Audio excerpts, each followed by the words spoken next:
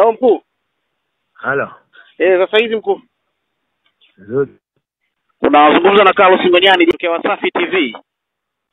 Uko mna issue gani?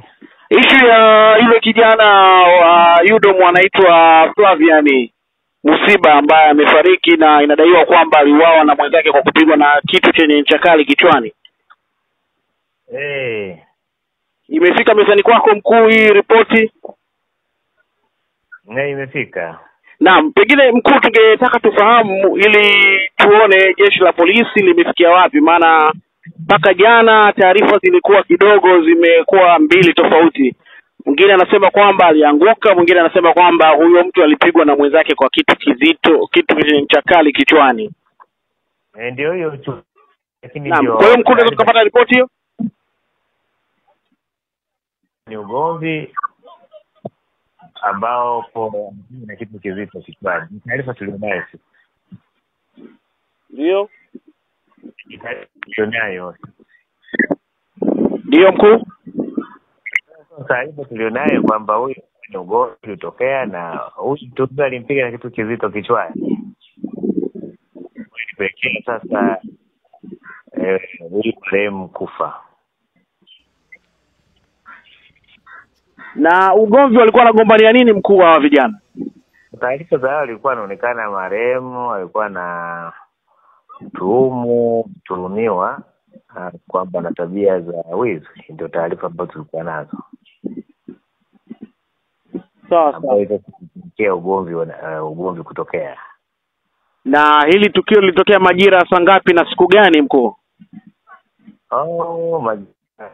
Ilikuwa ni juzi na kwenye majira ya taarifa nilionayo ilikuwa ni juzi, lakini nadhani ilikuwa ni majira ya vizuri, lakini majira ya usiku kama sio. Na kifaa gani ambacho naam? Ni tarehe 7 mwezi wa 5 2020. Majira ya alfajiri kama sio. Sawa, na kifaa gani ambacho alikitumia? Maana tunasikia tu ni kifaa chenye ncha kali. Kisu, chuma ama ni kitu gani? Mpaka sasa hivi ni kitu butu ambacho tunaendelea na uchunguzi, lakini ni kitu butu.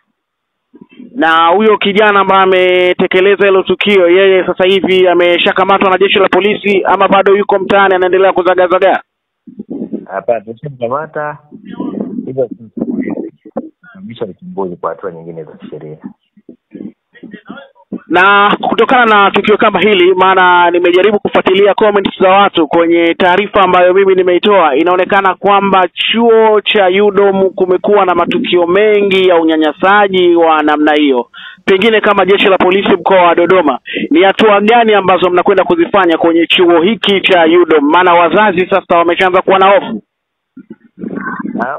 Hofu ya nini? Sielewa. Wamekuwa na hofu ya watoto wao kwamba wanapokwenda kwenye vyuo kusoma matokeo yake yanakuwa kama haya ya Flavian.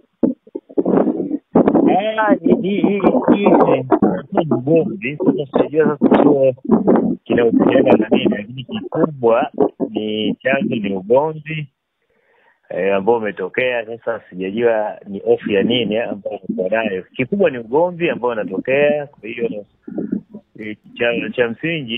cha msingi si kama jeshi la polisi ni kuendelea kuwaelimisha hawa wanachuo kutokujichukulia sheria mikononi. Kwa hiyo tunaendelea kutoa elimu. Kimsingi ni kutoa elimu ili wanafunzi na wanachuo waache tabia za kujichukulia sheria mikononi. Kuna changamoto yoyote basi kufikisha kwenye sehemu husika, mamlaka husika, ili hatua stahiki ziweze kuchukuliwa.